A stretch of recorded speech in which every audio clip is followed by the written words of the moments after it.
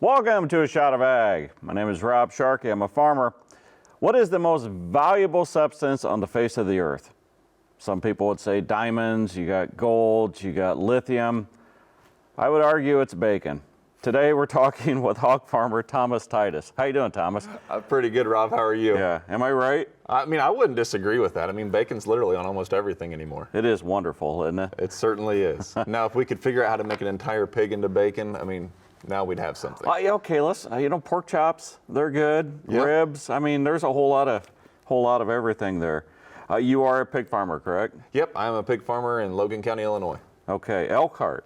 Yep, small town of about 300, right outside of Lincoln. That's right on the interstate, isn't it? Yep, Yeah, we have right an on. exit, no gas station, but we have a grain elevator. You don't even have a Casey's?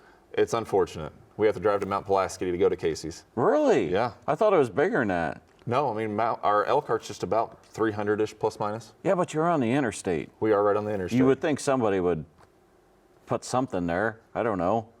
Maybe you could do that. Mobile station, you could put hogs in the back. I mean, honestly, I always thought a truck wash at that exit would be relatively logical, too. There you go. Are you from Elkhart originally? I'm originally from Arcola in Douglas County, just south of Champaign. Okay. How'd you end up in Elkhart? So I ended up in Elkhart, so I mean, trying to give a little bit of background. So my my parents, Phil and Patricia Titus, I mean, grew up in Douglas County, diversified grain and livestock farm there, really focused on show pigs for the majority of my youth. And so, I mean, we went to a number of county fairs throughout the year. Transitioned from there, went to Lakeland College and judged livestock for a couple years before graduating from the University of Illinois. Whoa, you were a livestock judge? At one point in my life, yes. Okay, because you have to have an ego to do that. I don't know if you necessarily everyone has to have an ego. If you're going to be a livestock judge, those guys they've got the biggest egos on the earth. Well, you have to believe that you're right, though. Okay. You have to have confidence in your decision. I don't know. Sounds kind of arrogant to me. All right. Anyway, so you were a livestock judge. Yep. So then transitioned to the University of Illinois, where I judged livestock there as well. And then started a career with Cargill, and I worked within their pork business units in procurement for about 6 years. Finished that portion of my career out within food distribution and project management. Well, what does that mean? Like, what were you doing at Cargill? So when I worked for Cargill within their pork business, I did a number of different things, all on the procurement or purchasing side. So I was working with farmers throughout Illinois, sourcing their pigs to come into two pork harvesting facilities in Beardstown and Ottumwa. Cargill's pork business has since been purchased by JBS in 2012, so I mean, Cargill no longer has a pork business. Hard to keep up with, isn't it? Yeah. They're always moving and shaking. There is moving and shaking, but basically I was a hog buyer. Okay. Oh, they got an ego too. Some of them do, yes. And then you went to U of I, ego. Okay, what'd you do after Cargill? So in between starting with Cargill and the end of my tenure there, I was fortunate enough to meet my wife. And so the long story short. No, we want the long story. Short story long? Yeah. Okay. Yeah. She was very attractive. Grew up showing pigs too. Okay. And I mean. Is there something about that?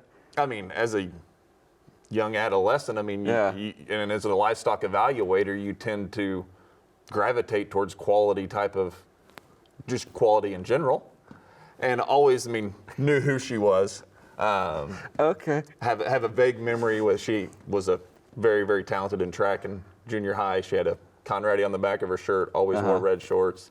Very vivid memory of Now, this. when she showed pigs, was that in the day where they had the bling all over the rear end of the blue jeans? That would have been pre that. Okay. That would have been like the Roper area with no pockets on the back. Oh, okay. Yeah, so I mean, a little bit more dated. Well, you never forget that time in your life, because like when I met my wife was in the 90s when the girls had the hair that, poofed up. Yeah. I still think that's the best hairstyle.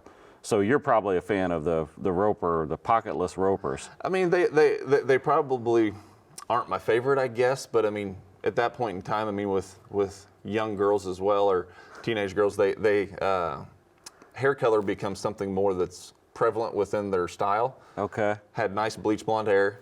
Oh. And so always knew who she was, but then as I became more involved with pork producers, I was intern for Illinois Pork Producers in 2006. guess who was on the board? I'm guessing you're Her dad. Oh, okay, would have guessed wrong, but all right. And so got to know her entire family very, very well. Were And you so- feeling him out? Like, okay, how many acres am I going to marry into and all that stuff? Well, some of my questions made a lot more sense in the future. Okay. But they showed pigs and showed lambs as well, very involved in the livestock industry. And my father-in-law was on the board for Illinois Pork for a number of years. And so through my internship, got to know their entire family extremely well, Okay. except for my wife, Brienne.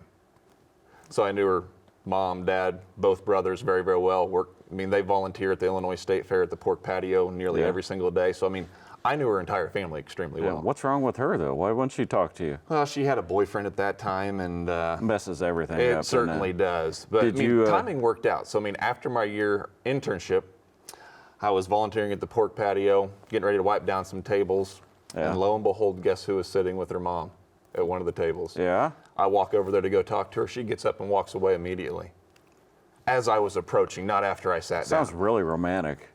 So I had to sit there, and I talked with her mother, which I knew very well based upon my internship from the prior year. So I had a conversation and waited for Brienne to come back. And then the rest is history. Our first date was at the Bud Tent at the Illinois State Fair. Yeah. And That's so, romantic, too, yeah. I think so. And So the boyfriend was gone. the boyfriend was gone at this Did you point have in time. anything to do with that? No, absolutely not. Okay. Nope, absolutely not. But everything worked out, and so we got married in 2009, moved out to Wichita, Kansas for about 6 years, like I mentioned, and there was an opportunity to move back to my wife's family farm. My wife's youngest brother, Ross, passed away in a car accident when he was 18, and so there was somewhat of a gap in the legacy and labor as well. And so we had an opportunity for us to move back. We wanted to get back closer to home, have our children more involved with a similar type of upbringing that we had, Yeah. versus being 10 hours away in Wichita, Kansas. So we moved back in 2012, the June 4th of 2012. And so worked with my wife's family for the last 10 years. Is that 11 years. awkward to work with your father-in-law? No, he and I have a great relationship. We have differing of opinions sometimes, but we're able to, cooler heads will prevail. Tell me everything that's wrong with your father-in-law. I don't think this would be the platform to do that, Rob. It'd be a lot of fun, wouldn't it? No, it's got to be tough to come into a family operation, whether you're the husband or the wife, especially under a horrible situation like you did, because I don't know, the whole coming in to help, but whether that's your place or not, did you ever feel awkward about that? It was a struggle because coming from more of a corporate type of structure back to a family farm, I struggled for a number of years just with the hierarchy and how roles everyone played. And Yeah. I come from let's have team meetings every Monday or have multiple calls throughout the day to we might have a conversation once a week or once a month that has any type of true impact upon long-term decision making. Honestly, as a farmer, that sounds like way too many conversations. We're more focused upon the operational side of our business and not as much on the management sometimes. Okay. So you're still doing this today. What's the operation?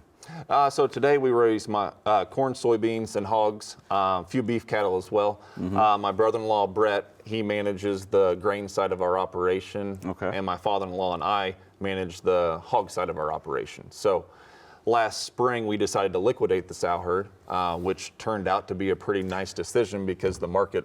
Yes, which are Crashed. the mommy pigs are the sows. Yep. Yeah. The mother pigs so are the sows. you were breeding. Yep. You were having baby pigs, but now you get them at what weight to start out with? We'll get them from about 15 to 40-ish pounds. Okay. And then raise them to what? What do they want them now? 280-ish. Really? That big? We target 287. Okay. All right. And that's, you used to be able to, they get above 250, you'd get docked, but I guess genetics are better, or what's the deal? Now it's 320 you get docked. Oh, really? Yeah. That's a big animal. That's a relatively large dock, but yeah, the efficiency side, and we're able to raise these animals to larger weights and produce more pork that way. But we have to continue to be mindful of cut size as well. We don't want a pork chop the size of a dinner plate. Some of us do. Yes, you and Yeah, I may, yeah. but our average consumer at a restaurant probably doesn't want a 20-ounce or 24-ounce pork chop to have to work through. Yeah. So tell me about this thing here. So this was actually a gift from my mother. They were on their 25th wedding anniversary, and it sat on my desk for about 20 years. This would be two pigs mating. Picked it up right. somewhere in Mexico. It is anatomically correct from what I can tell. It's a great talking piece. It's intimate. Very. I feel like I shouldn't watch. That's hilarious. I've never seen that before. I mean, honestly, if I was on vacation, even though I'm out of hogs, I'd probably bring that home. Yeah. Yeah. Okay. Do they have names? We've never named them. I mean, I could possibly talk to my two young daughters, but that's another conversation I don't want to have either. Yeah, that opens up a whole. Yeah. Yeah. I'm not ready for that. The birds and the bees and all that stuff. You are involved with Ever.ag. Tell me what that is. So EverAg is essentially a technology-based company. We have a relatively large influence within the dairy space. We also within the grain complexes as well from a marketing standpoint, crop insurance. The company as a whole is more technology-driven. And we've been growing relatively aggressively the last, I'd say, 5 years through acquisition. So the group that I specifically work for, EverAg Livestock, was formerly Partners for Production Agriculture, Kearns and Associates, et cetera. So I mean, if you do read any of the hog commentaries or hog periodicals, I'm sure you've seen Joe's picture in the National Hog Farmer, and Steve Myers, our lead economist, one of the great economists of all time. And so I mean, he's one of our highlights there as well. So essentially what I do within EverAg is I work with pork and beef producers across the Midwest, specifically Illinois, Indiana, Ohio, and Missouri, to help manage their market risk, input costs, work with them on renegotiating contracts with their packers that they work with. We broker some weaned pigs, market hogs as well. And so it's a relatively diverse group that I work within, but I mean, it's continually growing, and it's an exciting opportunity that I've been able to further develop myself. So kind of leading into that with the liquidation of the sow herd, it kind of freed up a little bit of time for me to pursue some other passions as well. And I mean, benefits, retirement, et cetera, and things like that It's always good. are always very good. Okay. With young daughters that have been accident prone the last 5 years, insurance is important. What accident prone? So in a very short amount of time, we spent probably 10 days in the ER. Would have been 2 years ago. My youngest fell off a horse, Oh, broke every bone in her arm, spent 3 days in the PICU. Was a good recovery though, okay. but still it was scary as all get out. I imagine. And then my oldest daughter got a concussion at school, Oof. and that escalated to everything. We thought everything was fine, and then she passed out at a volleyball game, so we Oh. spent more time in the ER, and that was an 18-month recovery process. Oh my For the gosh. concussion. It was unreal. Oh, and they're so nasty. the insurance side of things has become much more important for us. Yeah. And so after we liquidated the sow herd, I mean, that provided me some time to pursue some other passions as well, garner some additional sources of income, and I mean, just further develop myself. I mean, we need to begin to look at different ways Which every is day. this EverAg you're Yeah. talking? Yep. Actually, when you were saying what you were doing at EverAg, I was looking at the thing, so I didn't hear what you were saying. But basically, so if there's a hog farmer out there, you're going to help them how to market their pigs, how to buy their pigs, all that stuff? Yep, and manage, I mean, their futures options risk as well. We utilize the livestock risk protection and gross margin, which is subsidized by the USDA or RMA quite heavily. So since that subsidy increased in 2020, livestock risk protection, or LRP, became much more advantageous to use because Yeah. it went from like 13 to 20% up to 35% at those top coverage levels. And so it becomes a more valuable tool to be able to manage a client's risk. You're smarter than I am. I don't know about that. All that stuff you just said, how's that like come off the tongue? I've been very, very involved in advocacy for a number of years, Rob. Yeah. So I guess, and I mean, you did mention earlier I was a livestock judge. I did, didn't I? Yeah. And you went to U of I. Yeah. So I mean, you have to be able to support your beliefs. Yeah. You were the president of the pork producers. When was that? That would have been 2 years ago. Okay. And so I mean, my mother was actually president of the women's board back in the early 90s. I didn't even know they had one. Yes. Yep. Is that, They that's had no two more, separate is boards. it? That is no more. Yeah. So they merged, and I couldn't exactly tell you what year, but I mean, I've always been extremely involved within the pork industry. It's always Yeah. been my passion. And so, Because your president now is one of those females, right? yep, Cheryl Yeah. Walsh doing a great job. Yeah, okay. Uh, so what did you learn when you were doing that? So, as president for Illinois Pork Producers Association, I really began to, and just my involvement with the State Trade Association, the value that those associations bring to agriculture and our members throughout the state, being a unified voice, carrying the torch, and being able to have that representation in the legislature and having those relationships with the state representatives, and from a marketing standpoint too, and education. And so, I mean, utilizing those checkoff dollars to effectively continue to build confidence in the pork that we raise across not only Illinois, which is our primary focus, but across the globe as well. You know, my dad used to talk about when he was raising pigs, I guess it's like the late 70s, early 80s, they would have the pork producer meeting, the county one, at a high school gym in Wyanett, Illinois, and they would completely fill the gym. Like 600 people would show up for this thing because there were that many hog farmers. I think in the county now, probably less than, you know, one hand, you could probably count, probably raising more pigs. But when you talk about an industry that has shrunk that much and then trying to talk about the benefits of it, it's hard, isn't it, when you talk to politicians about how beneficial livestock industry is to the state? And as an independent producer, that's why it's even more important to be involved within your state associations, because, I mean, those decisions that are made directly impact you. If you're a contract grower, it's more indirect, the impact. Maybe if you work with a larger integrator or a larger farm that supplies you pigs from a wean to finish type of scenario. And so there is quite a bit more impact from an independent standpoint that, I mean, at the end of the day, it's your bread and butter and you got to protect it. Do they listen to you, the politicians, when you go in and talk to them? We have a great relationship with a number of our politicians, I mean, from a state and national level. But Do you I have mean, to bribe them? I mean, unfortunately, we don't. I mean, we have a bacon day at the State House. It's coming up May 4th. So, I mean, that's one way to. That would work for me. Yeah. Yeah. Have you tried it? Tried what? Bribing them? I have not personally. I don't know how effective that might be. I mean, I'm some gonna may say get away with it's it. pretty damn effective. Yeah. You talk about servant leadership. You kind of touched on it there. You think it's important, even for like a farmer, to get involved in leadership, being a servant, all that stuff? I certainly do. I call myself younger. I'm 40, Rob, so I'm not nearly as young as what As I a used farmer, to be. you're pretty damn young. I Yeah. mean, if we look at the statistics from Farm Bureau, I'm still a baby. Yeah. But I mean, for the longest period of the time, whenever I go into a boardroom and I'd sit down, I was the youngest person in the room. I'm no longer the youngest person in the room. I'm kind of getting closer to that middle. Really, they got some under 40. We've got some under 40s in a few instances. Nice. But the importance of being involved, we're all busy. And I mean, if you have children and young families, the comparison to my youth and their youth, there is none, because they are so much busier than we are. And that's the primary kind of. Do you think so, or is that in your head? We probably volunteer them for more activities. Oh. There's more opportunities. Oh, gotcha. I mean, from a club standpoint, I mean, travel softball, basketball, et cetera, than what we had whenever we were kids. Yeah. And so, I mean, a lot of the times, I mean, the pushback is, well, I don't have enough time.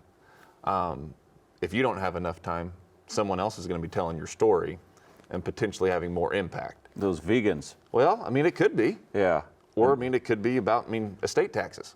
Oh, yeah, that too. And so, I mean, that impacts the entire ag sector. And so, I mean, it's important to be involved with your state associations to help direct where those potential checkoff dollars are going. If it's in reference to education and marketing on the legislative side, it would be a different portion of, it wouldn't be checkoff dollars, and so it would be utilizing PAC dollars there to work with legislators. And so a little bit different approach there. Within the pork industry, we've got our National Pork Producers Council, which is essentially our legislative arm, and National Pork Board, which is more so marketing and education. Yeah, well, and that's important to separate those two, because the checkoffs, every time you sell a pig, a little bit of money goes into this kind of marketing I don't know what it is. It's a checkoff. That's what it is. But you have to separate. That can't go into endorsing a politician. They're very Exactly. specific about that. Very specific. And so the checkoff side of things is mandatory. Through National Pork Producers Council, we have the Strategic Investment Program, which is 100% voluntary. And so, I mean, the majority of the producers across the United States do participate in that program, but I mean, there's still opportunities to grow that. And so, from a legislative standpoint, I mean, that's how we fund, I mean, the staff that National Pork Producers Council has, and I mean, essentially, I mean, outreach to those legislators. Where are they based out of? The national? DC? Both in Des Moines. Oh, Des Moines. We do have a DC office as well. Okay. Who grows the most hogs now? Is it Iowa? Who grows the most hogs? Yeah, Iowa's number one. Used to be Carolina, right? Yep. Yeah, and then We're number 4. Are we really? Yep. I would have Don't ask me who's third. Okay. It's either Illinois or Missouri, or Indiana or Missouri. Okay. But I don't know exactly. Well, it makes sense. I mean, Yeah. the Corn Belt. Yeah, I mean, Smithfield liquidated a number of sows last spring, and so that's what really impacted the downturn in the market. And so, what you see now is those pigs getting moved from North Carolina to Missouri to funnel into those plants there. So, I mean, you're just bringing the pigs closer to where the corn's at. It makes sense. Yeah. You mentioned that you're 40, right? Yeah. Well, you just made it. You were Illinois Soybean 20 Under 40 Award. What's that mean to get acknowledged with that? I mean, it was a great honor to be acknowledged like that. This is the second year of the 20 Under 40 program. And so, I mean, I was recognized by Illinois Soy back in 2015 for some advocacy work that I did with U.S. Farmers and Ranchers Alliance. And so, I mean, this is a great way to, I think, not only expose some of those more progressive minds within the agricultural space, but at the same time, invigorate them to what's actually going on within those industries. So specifically speaking to soybeans, I mean, I was a pork producer, there was a couple beef cattle producers as well, but primarily grain. And so getting the exposure during that awards and recognition banquet to all the things that Illinois Soy might do. And so where they might be able to fit into either stepping on a committee or stepping on a board. I mean, committees are extremely crucial to every state trade association. So, I mean, if you can't make that type of time commitment to be on the board, participating in one of those committees is a very valiant way to be involved. And as a pork producer, I don't know if a lot of people know, I mean, their number one ingredient is corn, but then it's soybean. So Correct. pigs do eat an incredible amount of soybeans. Yep. So, I mean, of the production of a market-sized pig that's 300 pounds, I mean, 60 to 65% of your total input cost is just in corn and soybean meal. Have you been able to find that balance between work and personal life? My wife would probably say for the last 10 years it's been a struggle, but I've been much more aggressive in approaching a greater work-life balance. It's not what she says. Look at that. Needs to spend more time at home. Yes, she does say that. I mean, I'm surprised that was written on there. So, I mean, too. as a farmer, you're consumed by the daily activities. And I mean, I was very, very guilty of, well, if I get X done today, I can do Y tomorrow. Yeah. But there's always Z. Yeah. And so, I mean, my list never got short enough. I missed quite a few crucial moments throughout my kids' young lives whenever they were between birth to 5, 6 years But old. that's a balance. You're not going to make every softball No. game. You're not going to make everything. But, you know, I don't know, as a fellow dad, you try our damnedest anyway. Yeah. And I mean, I'm not going to lie, Rob, I was grumpy. Well, you're a livestock judge. I mean, working 10 to 14, 16 hours a day, every day, 7 days a week, I mean, begins to wear on you. Yeah. And so I really want to rebuild that relationship with my 2 young daughters. And so, I mean, kind of the transition that I've had within my career is kind of lended to that quite significantly. And so having a work-life balance and having something that you have passion about that you don't have to work within every single day, I think is important as well. Yeah. So about a year and a half ago, I was looking for something that didn't squeal. My entire day was consumed with something that squealed in some capacity or another, whether it was a pig or a child or my wife squealing at me because That's I wasn't funny. here, wasn't there, or the pigs were hungry, whatever it was. So I started going to a CrossFit gym. Okay. And so, I mean, I did something for myself that I never would have guessed. And oddly enough, I would say most farmers across the U.S. have a distinct advantage when stepping into that gym, especially if you're a pig farmer. If you're picking up pigs, you're pulling pigs, you're moving pigs. Yeah. A lot of those functional movements you have a distinct advantage in. For the CrossFit. Yeah, and my height is a disadvantage for a number of things, but it's a bigger advantage on How some tall others. are you? 6'8". Oh, yeah, your sister's tall too. Yeah, she's like 6'1". Yeah, yeah. We used to party back in the day. That does not surprise me one bit. Actually, we didn't. Yeah, but we did know your sister. So fantastic. Do you have social media? I do have social media. I do not have near the presence that I used to. So Okay. whenever it'd be about 10 years ago, I was recognized as the face of farming and ranching for the U.S. Farmers and Ranchers Alliance that was supported by basically every trade association within Okay. the ag barnyard in some capacity or another, whether it's National Pork Board, National Corn Growers, Soybean, whatever it might be, it was supported. And so we were essentially spokespersons for the ag industry. So we would attend a number of different events throughout the 2-year tenure that we had. And so myself and 5 others were recognized as faces of farming and ranching. Very cool. Erin Brenneman, have you talked with her before? Nope. No, she Yeah. was one of the additional faces of farming and ranching, and so has a very active social media platform. Okay. But to continue to build on that conversation, I was very, very active on social media for about 5 years, and then just decided to delete it all. That's the best thing to do. All right, speaking of deleting, we've got to go. Thomas Titus from Elkhart, Illinois. Really appreciate you coming on the show. Really appreciate everything you do for agriculture. Thanks, Rob. Everybody else, we'll catch you next week.